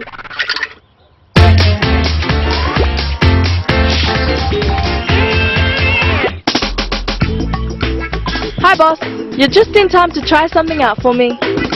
Try what out? I'm supposed to be going snorkeling. This test. All you have to do is touch and circle the coconut about a dozen times. Round and round like this. Then pick it up and see if you can follow that line straight to the bucket and drop in the coconut. Okay, I'll give it a shot. Right. Now pick it up. Whoops-a-daisy. Then straight along the line. Oh no, he's gone way off track. When Boss spins, the fluid in his inner ear, which controls our balance, spins too. When he stops, the fluid keeps spinning for a little while longer. So your ears are telling your brain you're still spinning, but your eyes are sending a message that you've stopped. Hey boss, before you go for that swim, won't you be needing these? You'll be right in a minute, or is that left?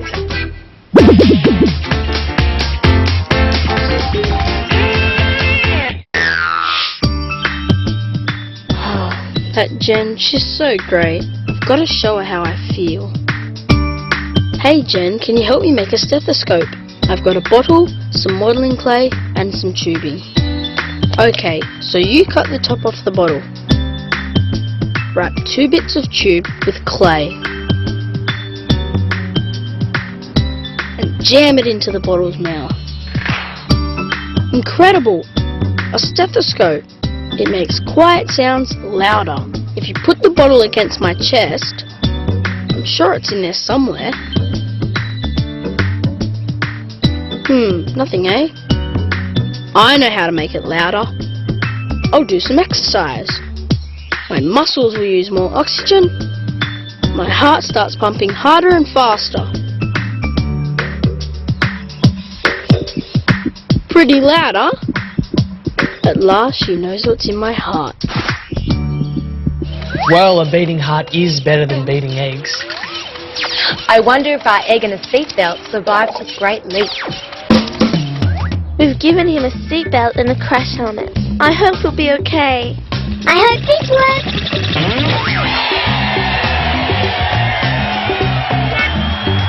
Yes, we did it! Great! Hey, now let's try going higher. Higher? Now just hold on a minute there. This'll be great. They'll fly a mile. Let's give our eggs a bit more protection. I'm going to make an airbag. So, he's got a helmet, the seatbelt to hold him tight, and an airbag to cushion the impact. I hope this works. You're a brave little guy. See you after the jump, darling.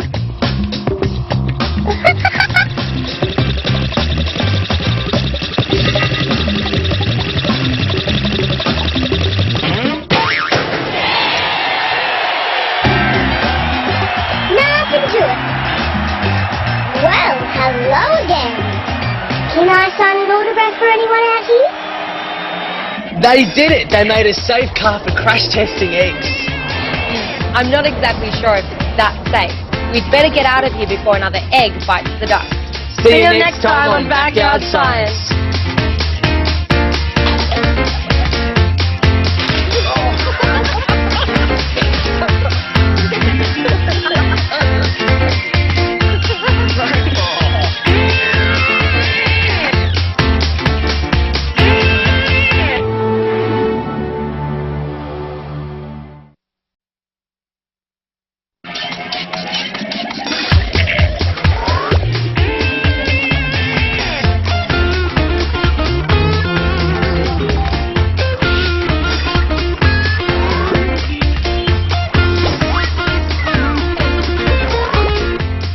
Coming up on Backyard Science, the big birthday party disaster.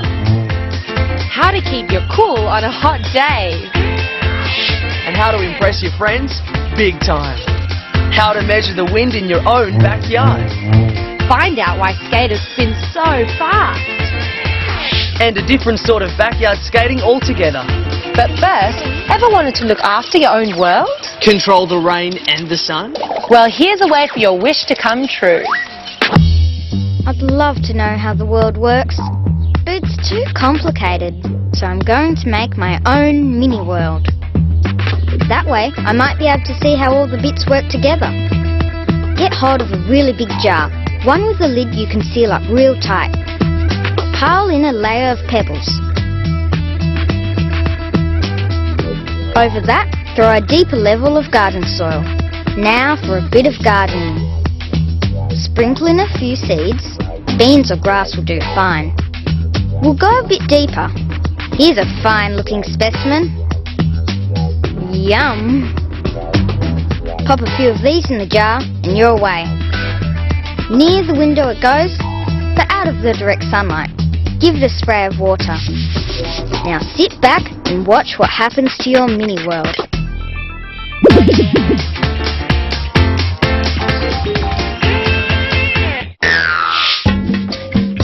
I'm going to set Angelique a puzzle.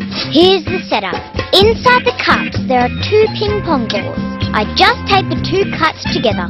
Now what she has to do is get 1 ball staying at each end at the same time. That ought to keep her occupied. She's been at it for hours. I'd better show her how, or she'll be here all day. It's all in the wrist.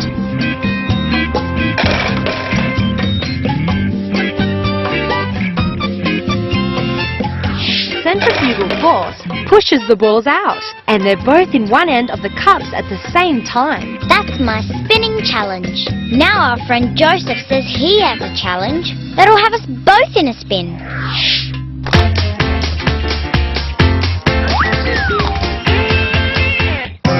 Come on, you guys, you've got to try this.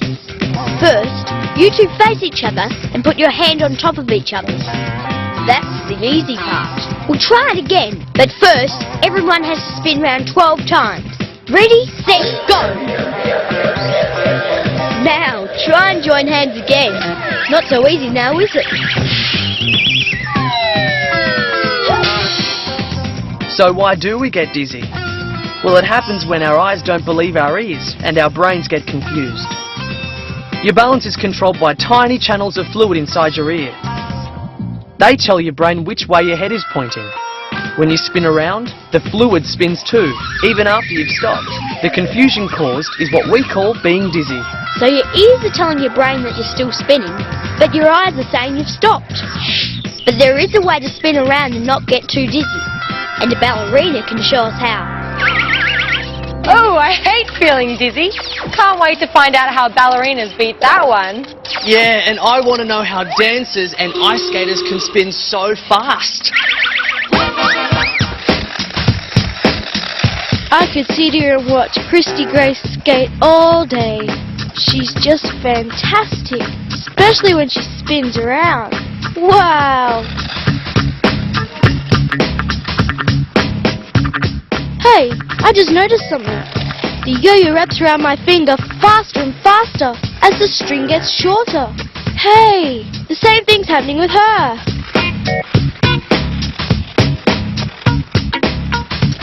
When she has her arms out, she rotates slower. As she brings her arms in, she spins faster. Wow! So that's how she does it. I'm gonna watch closer this time. If we imagine a line down from her head to her toes, when her fingertips are as far away from that line as possible, she spins slowly. As soon as she brings her arms towards the centre, she really speeds up. Now I know Christy Grace's secret. Just hold the applause, folks.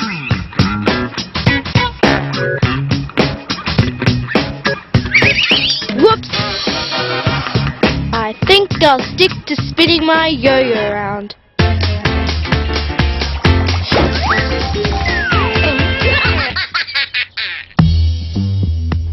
Things are starting to happen in my mini environment. You can see the seeds sprouting, but that's just the start. To live, everything needs to eat, drink and breathe. In the outside world, water comes from rain, and it's the same in the jar. As the jar warms up in the sun, water evaporates from the soil and the leaves of the plants. When it reaches the top, tiny water droplets form. They get bigger and bigger till they fall back down just like rain. When it comes to breathing, there's another cycle going on. To survive, animals breathe in oxygen and breathe out carbon dioxide. And guess what? Plants do the opposite. So the worms help the plants, and the plants help the worms. So that's breathing water. But what about food? I wonder what these guys are eating.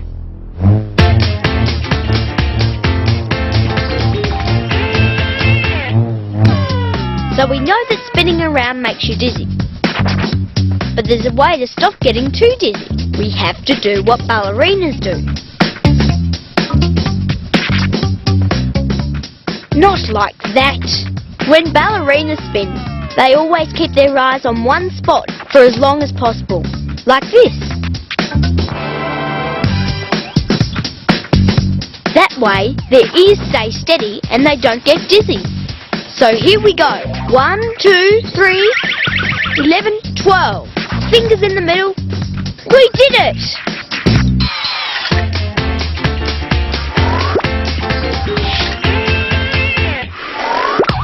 I wonder what we can do with this odd cubby house.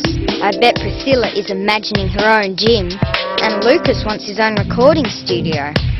I'm so good at predicting. I think I'll build a weather station, and you're gonna love it.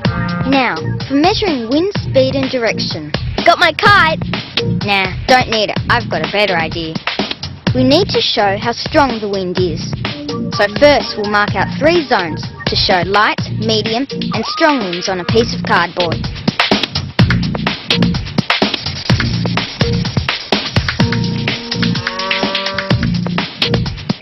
Attach it to a piece of bamboo and add a point and tail.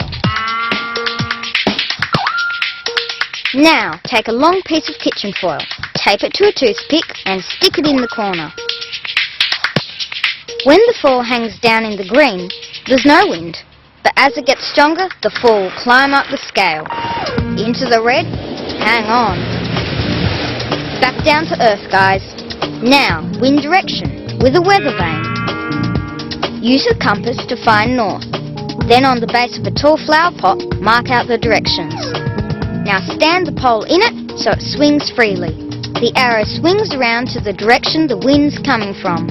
The way to measure wind speed and direction way up in the atmosphere is to release a weather balloon filled with gas that's lighter than air. As it floats up, the wind blows the balloon sideways. By tracking it, you can work out the wind speed and direction for many kilometers up in the air. That's how it's done.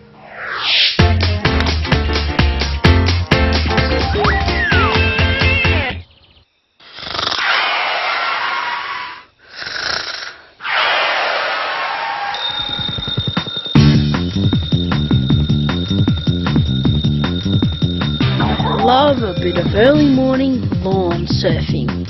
You've got to be up at the crack of dawn, and the grass is wet with dew. Oh, it's not working. There's no dew on the grass. It must be too warm. I wonder how cold it's got to be before dew falls. Here's a way to find out. Fill a tin can with water. You'll need a thermometer to measure the water temperature. Start adding in cubes of ice and stir with a thermometer. Watch carefully. The air surrounding the can gradually cools as it touches the sides. When the air has cooled to the point where it can no longer hold onto its water molecules, they condense onto the can as droplets. That's dew. Measure the water temperature exactly when you can see droplets forming. There, 5 degrees. That's what the ground temperature should have been this morning if dew was going to form. It's called the dew point. Hopefully, it'll be colder tomorrow morning. I might be in luck. It's nippier today. Yes, perfect conditions for lawn surfing.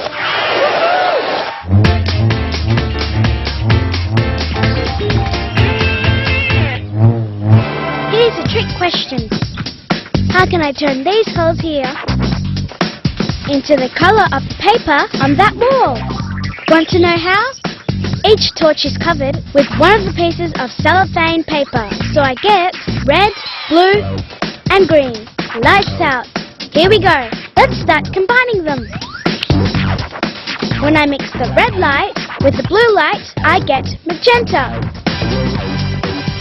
Let's try another combination. Green and blue gives me cyan. And green and red gives me yellow.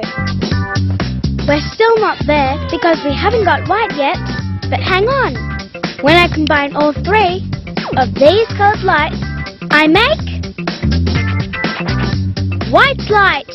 There! I've made my three colours look just like the paper on that wall. Hey, that's given me a great new interior decorating idea.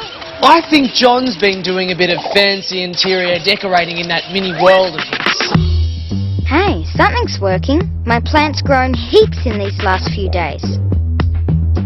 We know there's a cycle of air and water inside the jar, but what are they eating in there? Well, the worms eat the nutrients from decaying leaves, and their waste feeds the plant. Plants also turn sunlight into food. Try leaving your ecosystem in the shade for a week or two.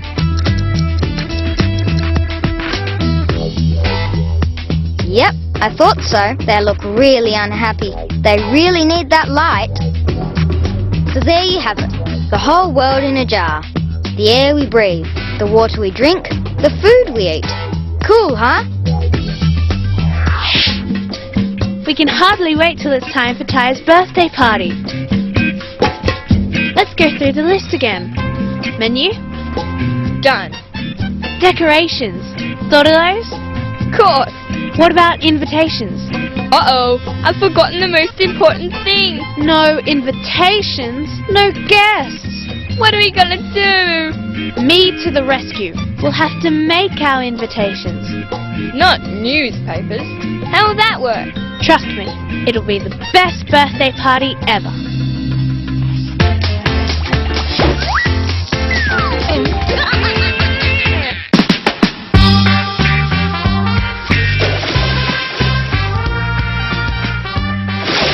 There's nothing worse on a hot day than reaching for a nice cold drink only to find it's gone warm in the sun. Thankfully, there is something you can do about it, and it's a lot cheaper than buying a fridge. Make sure you've got a bowl, some water, a flower pot and a plant sprayer. The can goes into the bowl. Cover it with the flower pot and then pour the cold water all over it. Now I'm going to leave it in the sun to cool down. The water's going to evaporate, so I need to keep adding more. And the can inside will cool down and stay cool. When water evaporates from the pot, it takes heat with it. By keeping the evaporation going, heat is drawn from the inside of the pot. This draws heat from the can and keeps the drink cool. It's like when you feel cool after getting out of the water, no matter how warm it is. The evaporating water draws heat from your body and cools your skin.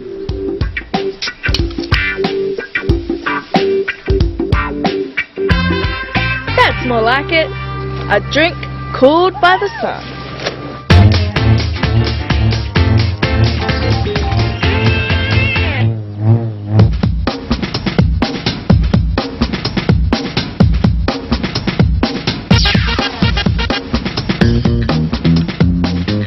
Juggling looks impressive, but with a bit of practice, almost anyone can learn. First though, you need some juggling balls. You need a bunch of balloons and some fine sand or rice to fill them with. Keep stretching the balloon till you get enough in. You want them a comfortable palm size. To make them stronger, it won't hurt to make a few layers. Cut the end off another balloon and put the first one inside it, not down. If you like, add a third layer just to be sure. Make 3 to start off with.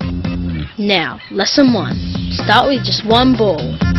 Toss it from your left hand to your right and back again. Too easy? We'll keep it up for a few minutes and then I'll show you the next bit.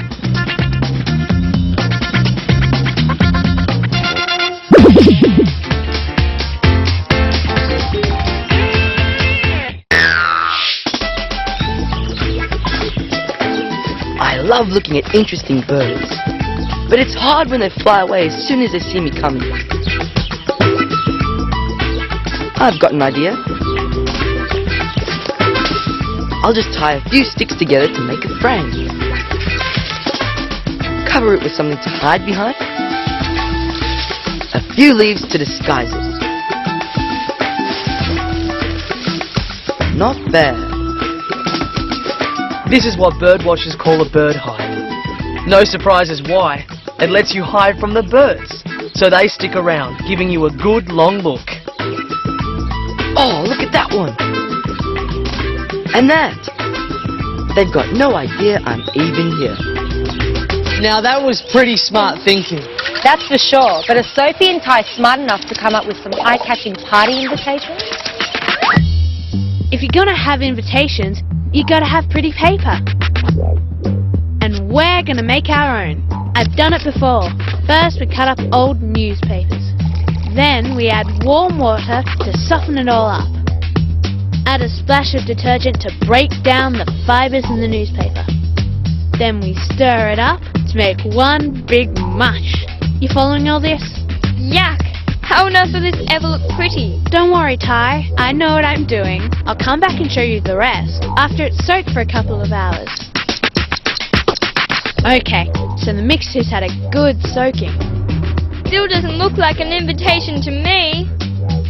Don't worry. Now we tip the mushy pulp into a tray. Add some glue and squish it all up together. This paper's looking really grey and horrible. Not really party colours at all. Just trust me. I know exactly how to add a splash of colour. Oh, I hope she's right.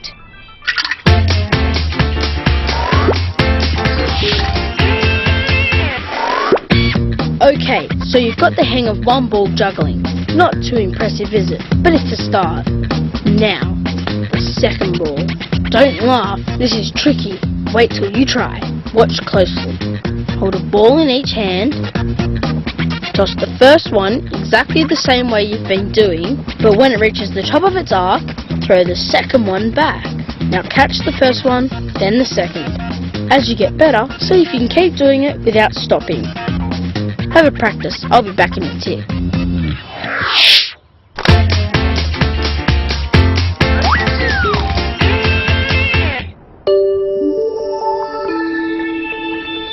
I live in a pretty cool place.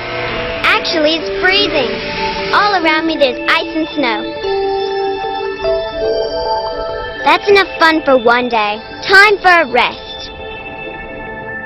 It snowed all last night. Can't wait to go for a spin on fresh, fast snow. Oh no! An avalanche from the roof has covered my skidoo. Oh, I bet the engine's frozen up. Better dig it out.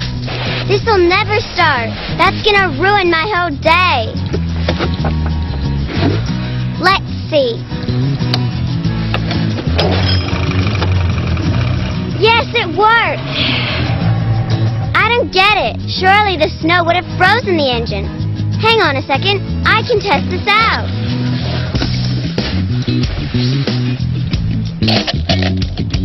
If I pour in some water, that'll be like the snow that fell on the skidoo. And then some oil. That's like the oil in my engine.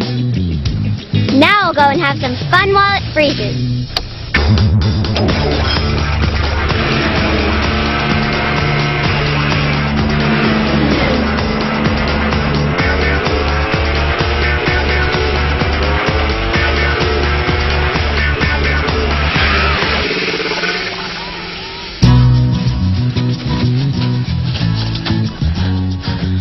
Aha, the water has frozen, but not the oil.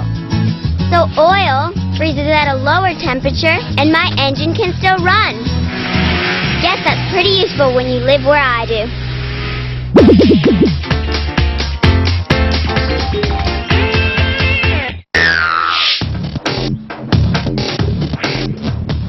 Here's what I call the pine cone puzzle. You'll need 3 pine cones that look about the same. Put one in a big glass jar with some water. Close the lid and put the jar outside. Put another pine cone in a paper bag and leave it outside. And put the third one, just as it is, in a dry place. Now, guess which pine cone's going to open the most?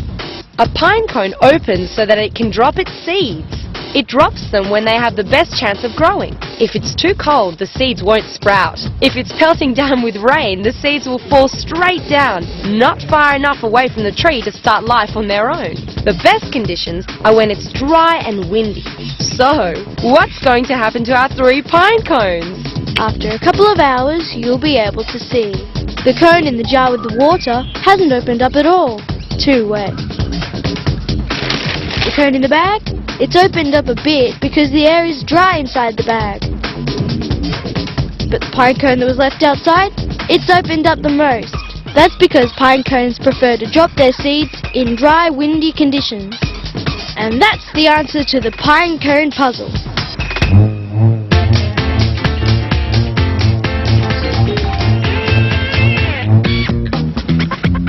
Okay, so you've got the hang of juggling back and forwards with 2 balls. Now for the grand finale. 3 balls. It's just like 2 balls, but a little busier. Start with 2 balls in one hand and 1 in the other. Make the first toss from the hand with 2 balls. Same as before, when it reaches the top of the arc, throw the ball from the other hand. This is where it gets tricky. Catch the first ball and throw the third. Catch the second, then catch the third. That's it. Stop there. You've juggled 3 balls. Keep at it. It'll take a while and you're going to drop plenty. But eventually you'll get more confident and be able to do it without stopping. Oh, and here's something to think about while you're doing it. The very best jugglers can do as many as 12 balls. Keep practicing. Now that's what I call a bit of backyard brilliance. The same sort of brilliance those party invitations will need, I'm thinking. How is Sophie gonna make my yucky grey party invitations look nice? Here's my solution. Food colouring. Just add it to the pulp mix. Psychedelic!